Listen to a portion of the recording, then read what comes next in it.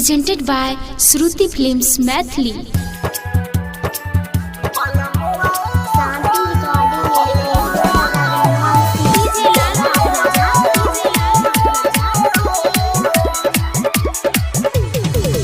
बलमुआ हो बलमुआ हो रोही रोहिया में तोहरा याद हो बलमुआ हो रोही रोहिया में तोहरा याद हो छोरी के चल गेल हो छोरी के चल गेल हो करई नहीं छो फोना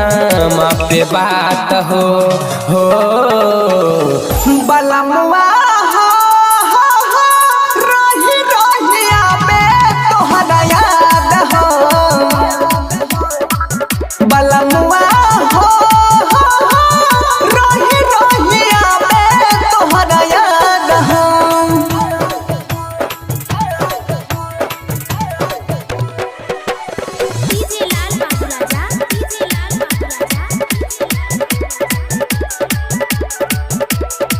Presented by Shruti Films Maithili. याद आवे पहिला राती तोरा से मिले खाती जिया और छटपट करे राजा जी धर के छाती याद आवे पहिला राती तोरा से मिले खाती जिया और छटपट करे राजा जी धर के छाती घरबा में करे देवरा घरबा में करे देवरा हमारा ऊपर घात हो बलमुआ हो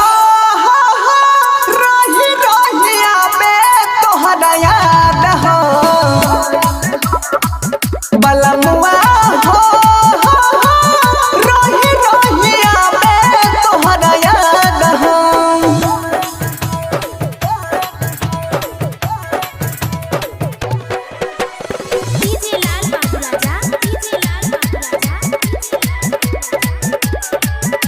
Presented by Shruti Films Maithili. छोड़ के परदेश तू आजा बतिया माना राजा केतना दुखबा देबो केतना सही सजा छोड़ के परदेश तू आजा बतिया माना राजा केतना दुखबा देबो केतना सही सजा आबै छै सुमित मानिस आबै छै सुमित सोनू धरी ले ओकर तू साथ हो बलमुआ